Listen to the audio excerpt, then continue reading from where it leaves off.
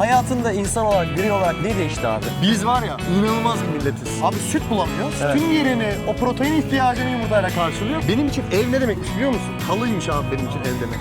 Hayır. Peki ne etti seni bu yola yani? Bana ne istiyorsan arkandayım dedi çıkarken. Bir şey olursa da biliyorsun ben babanım. Yani beni arayabilirsin. Havalimanından indim. Daha sonrasında metroya geçtim. Delhi dünyanın en pis şehri abi. Hava kirliliği olarak. Evet. Dünyanın bir ucundan bu videoyu size ulaştırmama katkı sağlayan sağlıklı su arıtma cihazı Aura Sebulon sponsorluğuyla başlıyoruz. Türkiye'nin lider su arıtma markası Aura Sebulon Unique sunar. Abi senle yolumuz tekrar bugün kesişti. 2 gün önce, dün tanıştık. Aynen dün tanıştık. Bugün tekrar Ama biz seninle muhtemelen 2 günün 8 saati falan sohbet etmişizdir. bayağı sohbet ettik abi. İki Karadenizli bir araya gelirse abi çene durmuyor. Sohbet ediyoruz, muhabbet ediyoruz, Bitmiyor, yoldan hikaye vesaire bitmiyor falan. bizde. Bayağı bir şey oldu yani, bayağı bir hikayemiz varmış. Onu hissettim yani. Yani değil mi? Valla annemle babamla bu kadar konuşmadım ben uzun süredir yani.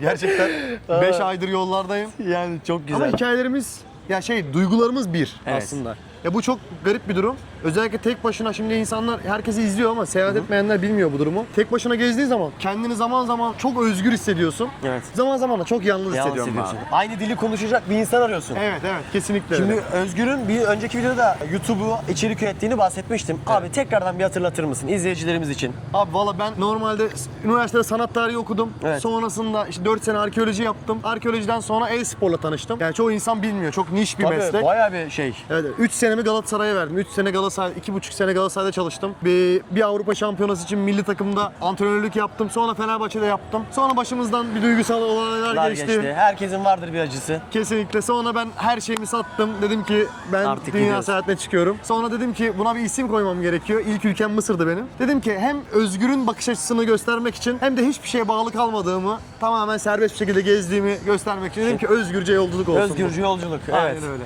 Özgür hissediyor musun? Kesinlikle hissediyorum. Hayatında ne değişti? Yani çok güzel yerler gördün muhtemelen, çok güzel tatlar tattın ama hayatında insan olarak, birey olarak ne değişti abi? Abi bir kere hep kendimi zannederdim. Ben çok empati sahibi bir insanım zannederdim. Hoşgörülüyüm, açık fikirliyim. Evet insanlara saygı duyarım falan diye düşünürdüm. Veya izlediğim kadarıyla hep derdim. Ya Avrupalı insanlar bizden ne kadar farklı derdim ama şu an şunu görüyorum. Biz var ya inanılmaz bir milletiz. Biz bak kadın erkek fark etmeksizin çok temiziz. Biz inanılmaz saygılıyız. Gerçekten. Evet her milletin olduğu gibi bizim de falsolarımız var. Var. Mesela İnsanız. yani ben mesela konuşurken insanlarla bazen tarih hakkında konuşuyoruz. Ülkelerin geçmişleri ve yaptığı hatalar hakkında konuşuyoruz. Çok şükür yüzümüzü böyle kara çıkartacak bir hikaye. Nadir şeyler var Çok sadece şükür, bizde. çok Çok şükür. şükür. Ama insanların gerçekten yüzünün kızardığı bir sürü hikaye var abi. Aynen. Ve evet adamın atası, dedesi gelmiş orayı sömürmüş, buraya şey yapmış. Ve ben bazen şey yapıyorum yani senin gibi gezginleri görmek hoşuma gidiyor. Niye biliyor musun? Abi bir milli şuurla geziyor adam ya. Evet. Yani hani bir eksikliğimiz, kusurumuz vardır muhakkak. İlla ki abi Hani insanız. insanız. Belki tam anlamıyla bir temsiliyetimiz olmayabilir Evet. ama en azından bir özümüzle barışığız ya. Ya bazen gezgin arkadaşlarla karşılaşıyorum. Abi çok özürlerine böyle hakaret edercesine ya aşağılarcasına konuşuyorlar. Başkasıymış gibi. Evet yani hani biz bu coğrafyada doğduk. Abi istesek de istemesek de bunu değiştiremeyiz. Biz buyuz abi. Ve Yani biz sevilecek, görülecek güzel yerlerimiz var, güzel şeylerimiz var. Abi bunu alıp devam etmek lazım. Bununla kavga etmenin bir anlamı yok. kesinlikle abi. Ya bizim bazı değerlerimiz var. Özellikle benim mesela kendi özelimde kırmızı çizgilerim var. Hı. Bunlara babamın oğlu olsa ben yapmam yani. Laf söyletmem. Hatta bazı şeyler yaşıyoruz ki geçen gün kendi videomda bunu gördüm. Otostop çekiyordum. Laos'un bir köyünde adam İngilizce'de 3 tane kelime biliyor. 3 tane cümle kurabiliyor. İsmin ne?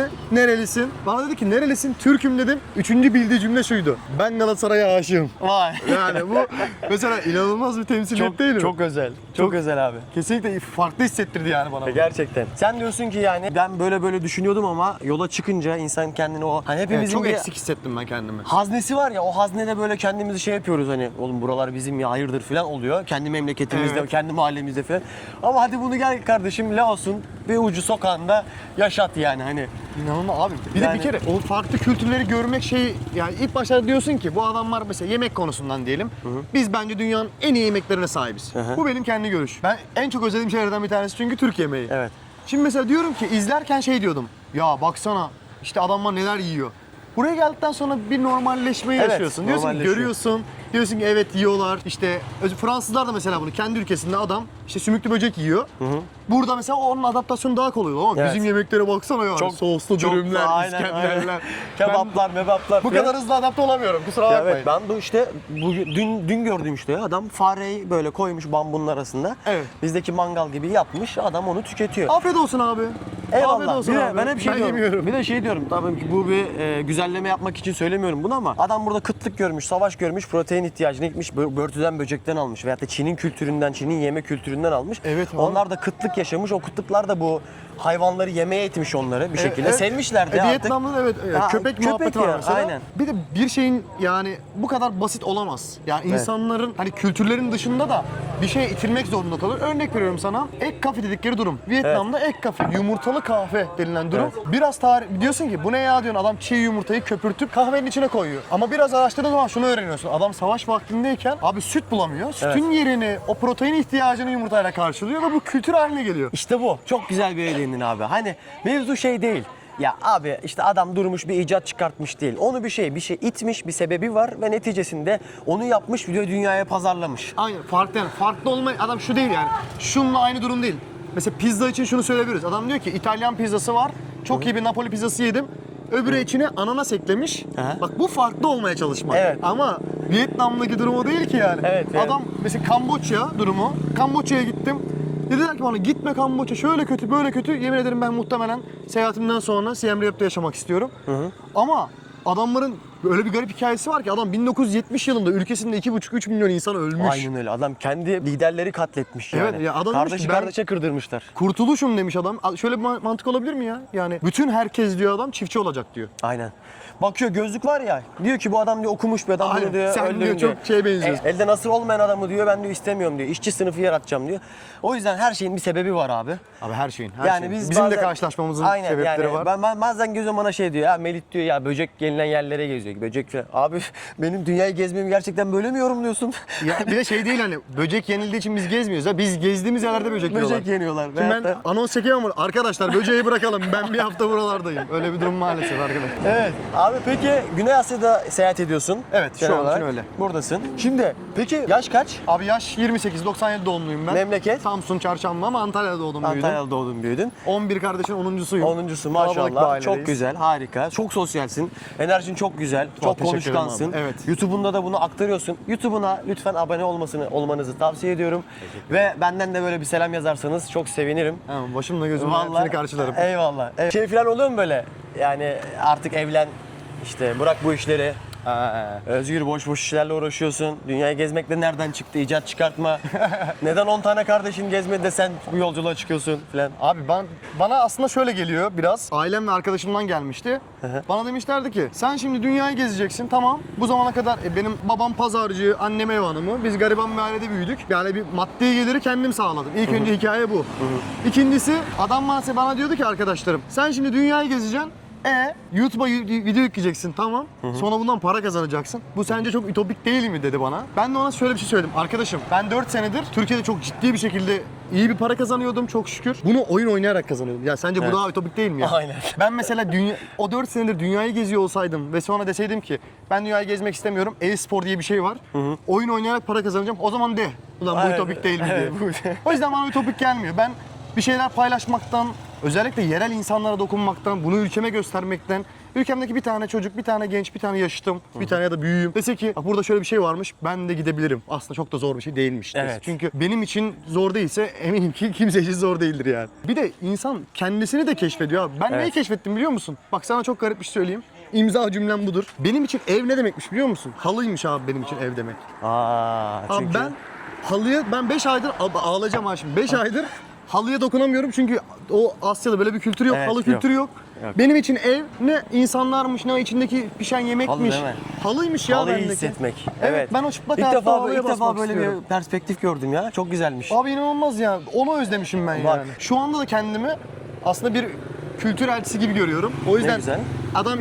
insanlar şunu söylüyorsa ben ilk defa bir Türk görüyorumla normal insanlara yaklaşım benim farklı. İlk defa Türk görüyorum dediği zaman abi yani şey gibi kayınbabamın yanında oturan o çorabı üstüne koyuyor ya öyle bir mahcubiyetle konuşuyorum çünkü diyorum ki ya demesin. genellemesin. Türkler Evet. böyledir demesin. İnsan Evet, evet. insan oldur, yapar yani. Çok Çok güzel. dikkat ediyorum buna. Kültürelsiz biz. Diğer Kültürel- gezgin arkadaşlara da uyarıyorum. Yani dikkat etmek lazım. İnsan hata yapar ama biz bir elçiyiz yani. Türkiye İster için. istemez. Her şeyde yani mesela şey diyen de oluyor. Ya ben bunu yaşıyorum, her şeyde göstereyim. Ya bir lavaboya gidiyorsun, ihtiyacını gideriyorsun. Her şeyi göstermiyorsun. Ne yiyeceğiz abi peki? Ne yiyecek ya bu millet? Ne yiyecek bunu? Abi biz şu an Şöyle ben çevireyim abi. Yani şu anda bulunduğumuz ülke bir komünist bir ülke olduğu için bu insanlar Fransa'nın etkisinden dolayı ekmekle tanışmışlar ve bir sandviç kültürü var. Buna Vietnam'da banh mi diyorlar, burada da Sandviç diyorlar. sandviç diyorlar direkt. Evet. Ama şey çok iyi. Mesela adam tavuk koyuyor, yumurta koyuyor, işte içine işte bacon Peynir koyuyor, koyuyor. pastırma koyuyor, peynir hepsi aynı fiyata. Bu nasıl olabilir ki yani? Evet. Harbi Hello. hepsi aynı fiyat. Ne yiyoruz? Burger, Abi ben burger yiyoruz. burger yiyeceğim. Burger Şurada çeşitleri yiyeceğiz var hepsinden. Hepsi 50 bin. 50 bin de yaklaşık $2,5. abi. $2,5 yemek. Bir yandan geziyoruz, bir yandan aslında etrafı da göstermedik size. Gerçi bir önceki videolarda gösterdim, gece hayatını gösterdim size. Artı 18 UFC dövüş kulübü var burada. Öyle mi? Dövüş yok. Senin evet. Sipariş geçiyoruz abi. Sipariş geçeceğim. Omletsiz istiyorum çünkü yumurtaya çok güvenemiyorum. O yüzden number 2'dan Number no 2'dan. omletten gidecek. Abi çok Türk var ya değil mi? Ne güzel. Evet, burada Bangkok'ta çok fazla Türk var. Kamboçya'da da çok fazla Türk var ama Kamboçya'daki Türkler biraz daha farklılar. Onun şey demem lazım. Onlara da buradan selam söylüyorum. Onlara buradan selam Selam söylüyorum. Onlar bana genellikle şöyle söylüyorlar. Ben tanıştım orada bazı abilerle. Diyorum ki abi ne zaman yurt dışına taşındınız? 2016'dan sonra kardeşim diyorlar. O yüzden çok konuşmadık o abilerle. Evet, evet, Ondan hemen evet. kaçtım ben onların yanına. Aynen. Orada dediğin gibi suçlu iade anlaşması falan olmadığı için ülkede Orada onlar yaşıyorlar. orada- 2500'e yakın Türk Vay be. Semrep'te. Ben ama burada bu kadar Türk göreceğimi Ama turistik beklemiyordum. bir yerdeyiz. Şu an Abi ben Laos'un en turistik noktasındayız. Filipinler'de de çok turistik yerdeydim. Ama dağınık. Fiyat performans abi. Dağınık. Evet fiyat performans. burası. Burası tam. Wow wow wow wow wow. Oh, how are you? Good. My friend. Yeah. And I'm Ozo. Yeah. Ozo, Jan. How are you? Good. Yeah, I'm filming. Still. You wanna say? Yeah. You wanna say something about the Cappadocia balloon or something again? About what? Balloon. You know, before we make video, Yeah. and you talk about something balloon. In Cappadocia. Yeah, in Cappadocia. They said the balloon is most expensive. Turkey. True. Because I tried in Egypt. Yeah. I think it's half price. Half price. Yeah. Yeah. In Egypt it's 20-25 bucks. Ah, Yeah. it's not No chili. Yeah. Ah, it's cheaper than here. Yes. Yeah. In here is 80. 80. No bacon. Wow. 80. In Turkey now I think 200. Yeah. No chili. 200, sometimes 150, 20, 25, 30. Yeah. If you find, it's okay. But the normal price is maximum is 35. Okay, I wanted to do it here because I thought that was the cheapest in everywhere in the world, but Yeah. I'm going to do it in Egypt. Egypt. Yeah. Yeah, next time. Now you know. Yeah. But I felt you wanna do. Yeah, okay, you wanna do see the in balloon. Yeah. This is your dream. Yeah, Why you are traveling? That's why. that's exactly why. This is just for this. Arkadaşlarla dün tanıştık. Bugün amcaoğlu olduk. Abi çaldım hepsini. Aynen. O zaman nerede yiyelim? Abi sokakta oturacağız. Ne yapalım? Şurada bir tane dükkanın önü var. Tamam güzel. Sen biliyorsun zaten burayı. Ha burada. Buranın da vibe'ı bu böyle. Hemen ahbap oluyorlar, hemen arkadaş oluyorlar. Arkadaşlar da Fransız. Evet, Dün- Fransız Dün arkadaşlar. tanıştık onlarla da. Böyle geziyorlar. 20 yaşındalar. 20 yaşında dünyayı geziyorlar abi. Evet. Bugün seyahatten falan konuştuk. Yani çok erken yaşta seyahat ediyorlar be abi. Abi- Bak sen 28 yaşındasın. Evet. Ben oldum artık 43 diyor şimdi. Yo, 50. 33 yaşındayım. 34'e doğru gidiyorum. Do you try? Kız benim sandviçe o kadar çok baktı ki denemek ister misin demek istedim Ben yani. de sana baktı sanki. Evet. Abi sanki bu dükkan değil abi. Bu dükkanda çok fazla oturulmaz. diye. Adamın dükkanının önüne oturmayalım. Bir Evet, yanda şöyle bir şey aldık arkadaşlar. Burger. Burger. Bir yer bulacağız. Ondan sonra Anadolu insanıyız Anadolu biz. insanı oturacağız, bağdaş kuracağız. Aha, Aha bak şurada bank var abi bak. Şimdi daha garip mesela bir kadın Türk gezginin de yorumlarını dinleyeceğiz birazdan. Allah Allah. Merve'yle tanıştıracağım sizi. Yemeğimizi yedik çok şükür. Çok şükür. Yok ya. mu tatlımız? Tatlımız var. Burada insanların genellikle kullandığı Mikşu'dayız. İki tane Mikşu. Türk arkadaş. Bak şimdi.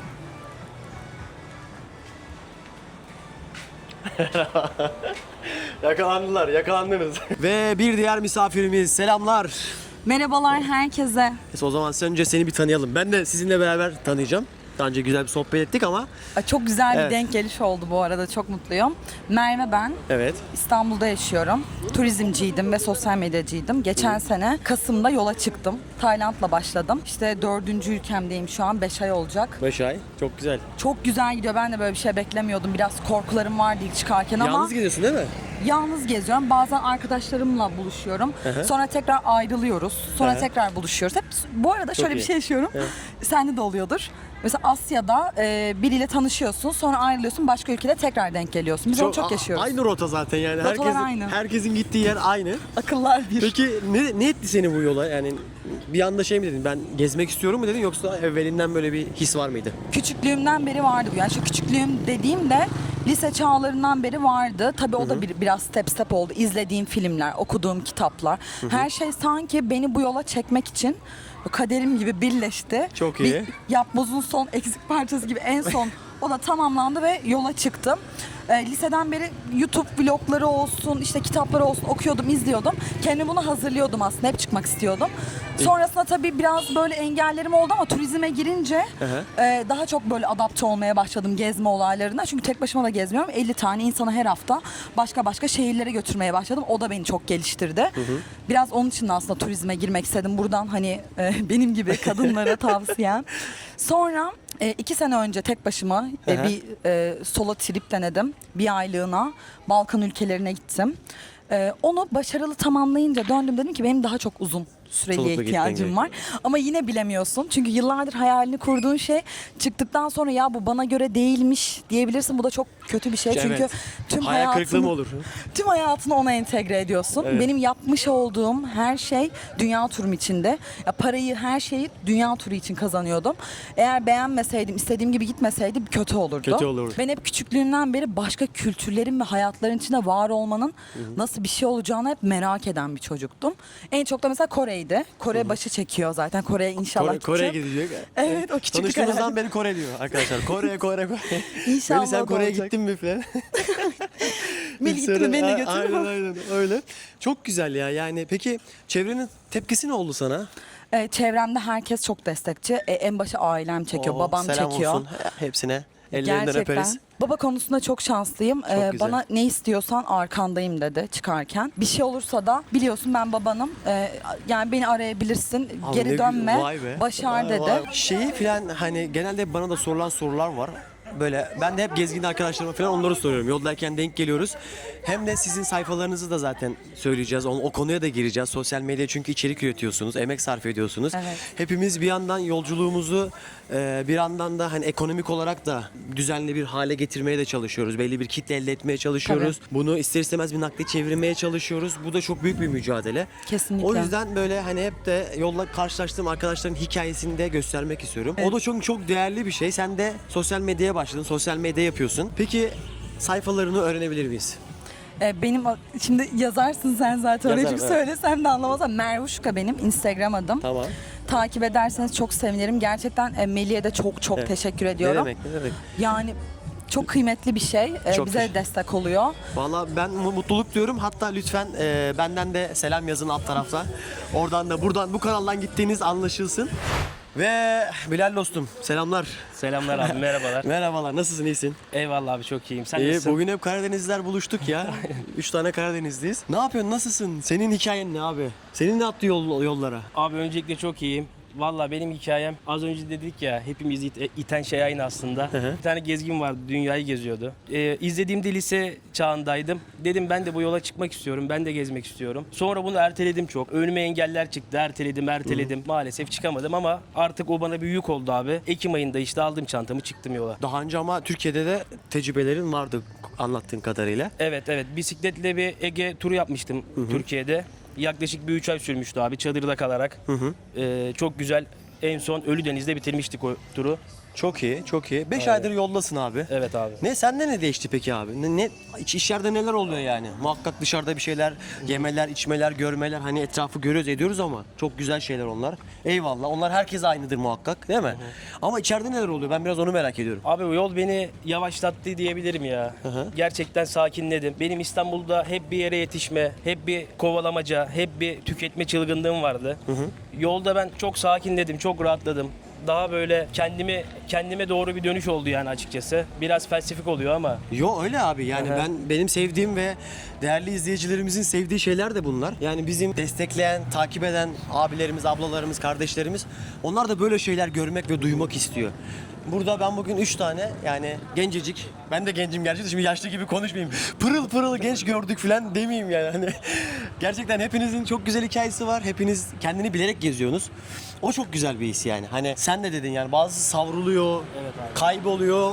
Kaybolurken de kendini bulduğunu düşünüyor. Öyle de bir şey var. abi yol gerçekten insana öğretiyor ya. Yol insanı büyütüyor, geliştiriyor. İnanılmaz bir şey ya. Yani ben şunu samimiyetle söylüyorum, şunu fark ettim kendimde. Çok eksiklerim varmış ya. Mesela yolda her geçen gün bir şeyler öğreniyorum abi. Kendimi eksik görüyorum ya. Çok Kendimi güzel daha bir şey çok ya. geliştirmeye. Biliyorum demiyorsun değil mi abi? Kesinlikle. Yani Aynen. çok güzel bir noktaya değindin. Ben bazen görüyorum adam 3 ay geziyor, 5 ay geziyor. Diyor ki ben oldum diyor ya. Mümkün değil ya. Mümkün değil. Ben diyorum ki abi ben gezdikçe ben eksikliğimi görüyorum yani. Sen de aynı şekilde benzer Evet, kelimeyi evet. yakaladık şu anda. Evet. Çok güzel bir yere değindin aslında. Eksikliğimizi görüyoruz seyahat ettikçe.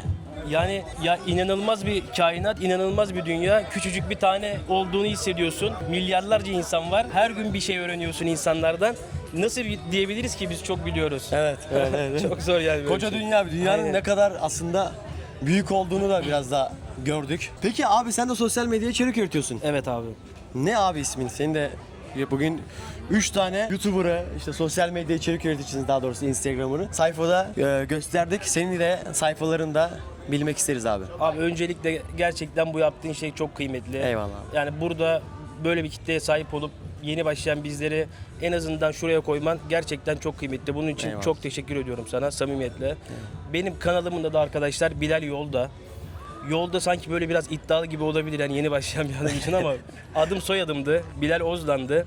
Sonra dedim biraz araması zor oluyor. Bilal Yolda daha basit direkt akla gelebilir diye. Kanalımın adı Bilal Yolda arkadaşlar. YouTube'dan isterseniz bakabilirsiniz. Evet, sosyal medya adreslerini paylaştın. Lütfen takip edenler benden de selam söylerse bugün sizden çok şey istedim biliyorum ama 3 tane çok değerli içerik üreticisiyle beraberim. Onların sayfalarını göstererek de desteklerinizi bekliyoruz. Benden de bir selam yazarsanız çok sevinirim. Şimdi peki Bilal dostum bu yolla hep güllük gülistanlık değil. Hep çiçekler yok. Muhakkak burada olumsuzluklar da oluyordur. Bu süreç içerisinde bir olumsuzluk yaşadın mı veyahut da seni yoran şeyler oldu mu? Tabii abi biraz yürüyelim ben Yürüyelim abi. anlatayım onu. İlk durağım Hindistan'dı benim. Şimdi dur burada bir nefes aldırayım sana. Bilal'le şöyle bir ortak noktamız var. Ben de istifa ettikten sonra Hindistan'dan başladım. Bilal en zordan başlamış abi. Zorundan başlamış. Abi neden Hindistan'ı seçtin? Abi ben Bollywood filmlerini çok izliyordum. Hindistan'a da karşı böyle bir benim ilgim var. Çok içerik üreticilerinin videolarını da izledim Hindistan'la alakalı. Aha. Oraya gittiğimde gitmeden önce insanlar bana çok zorlanacağımı, yani olumsuz binlerce şey söyledi. Ben ise bunları gülüyordum aslında. Diyordum ki ya ben seviyorum orayı yapabilirim. Çok basit benim için diye düşünüyordum abi ben gidene kadar. Aha. Yaşadığım en ilginç olay işte aslında burada başlıyor. Ben Delhi'de ilk durağım Delhi oldu benim. Havalimanından indim. Daha sonrasında metroya geçtim. Delhi dünyanın en pis şehri abi hava kirliliği olarak. Evet. Ben fark etmedim kötü bir hava metroya bindiğimde. Ama metrodan indikten sonra şehre adımımı attığım an benim için dünya gerçekten beyazdan siyaha döndü diyebilirim. İnanılmaz kötü bir hava. İnanılmaz bir kaotik. Seni çok iyi anlıyorum şu anda O ya. izlediğim videolar gözümün önüne geldi. O heyecanım ama gitti açıkçası. Dedim ben nasıl bir karar verdim, ne yaptım, neden böyle bir şey yaptım. İnanılmaz kötüydü o an. Ondan sonra bir şekilde hostele gittim ama çok kötüyüm. Gerçekten psikolojik olarak hiç iyi değilim. Ondan sonra hostelde birkaç arkadaşım var. Onlara yazıyorum. Daha önce Hindistan'ı seyahat etmiş insanlar bunlar. Ne yapacağım? Çok kötü. Ben nefes alamıyorum. Hiçbir şey yiyemiyorum. Ne yapabilirim falan. Bana nefes egzersizi öneriyorlar. 5 dakika dışarı çık. Ondan sonra hostele gel. Bir daha 5 dakika çık. Bir daha gel. Abi hikayeye bak ya. O havaya alış diyorlar. Komik video izle, motivasyonu bozma falan. Ben kendimi toparlamaya çalışıyorum ama başarısız oldum. Gerçekten dedim olmayacak herhalde. O an arkadaşımı aradım. Çok yakın bir arkadaşım ismi Mahmut. Bana demişti ki bak yanlış yapıyorsun. Hindistan'dan başlama. İlk ülken git Balkanlardan başla. Ben kendi psikolojimi hazırladım. Dedim ki Mahmut'u arayacağım ve bana diyecek ki ya salak herif biz sana söylemedik mi? Oradan başlama. Niye beni dinlemedin? Dön işte falan. Beni böyle azarlayıp ondan böyle bir destek alayım negatif anlamda ki ben geri döneyim diye düşünüyorum o an. Gerçekten tüm hayallerim bitecekti abi Hindistan'da benim o gün. Samimiyetle söylüyorum yani. İnanılır gibi değil ya. O kadar istekli herkese söylemişim, hazırlamışım her şeyi. Ben de işimden istifa etmişim falan. Ama her şey bitecekti. O telefonu açtığında arkadaşım bana dedi ki seni çok iyi anlıyorum dedi. Çünkü daha önce Fransa'ya iltica etmişti kendisi. 9 ay dayanabildi. Sonra ülkesine geri döndü. Seni çok iyi anlıyorum dedi. Sakın vazgeçme dedi. En zorundan başladın. Eğer Hindistan'da başarabilirsen sana karada ölüm yok dedi. Çok iyiymiş. Döndüğünde insanlar sana içten içe başarısız bu adam diye bakacaklar. Bunun Evet. eksikliğiyle yaşayacaksın. Bak bunu yapma kendine gibi bana böyle şeyler hep söyledi. motive etmişler, Hep helal motive olsun. etti beni ve onun gerçek arkadaş olduğunu anladım abi o gün. Çünkü şunu söylemek çok kolaydı. Ben sana demedim mi? Evet. Hindistan'a gitme. Ben Biliyoruz o cevabı ama. diyeceğini Evet. bekliyorum ondan. İşte o gün dedim bu adam benim Dost. gerçekten Aa, dostum. çok güzel, çok güzel. Abi ondan sonra benim hayatım çok iyi geçti ama Hindistan'da. Hindistan değil mi? Ya 3 müthiş ay kaldın. Ben 1 ay 10 gün kaldım. Bir an gün. Ee, Çok iyi, çok güzel. Aynen. Ya müthiş bir ülke bu arada Hindistan. Evet. Ben bayılıyorum. Tekrar gideceğim inşallah. Evet evet. Vallahi çok güzel hikaye dostum ya. Yani paylaştığın için ayetten çok teşekkür ederim. Dostlarım, izlediğiniz için çok teşekkürler. Keyifli sohbet oldu. Umarım size aktarabilmişimdir. Vallahi ben keyif aldım dinlemekten. Değerli yorumlarınızı bekliyorum. Arkadaşlarımıza da desteklerinizi de bekliyorum. Seviliyorsunuz. Beğeni, yorum ve hype yapmayı da unutmayın. Bir dahaki videoda görüşmek üzere. Kendinize iyi bakın. Türkiye'nin lider su arıtma markası Aura Sebilon Unique sundu.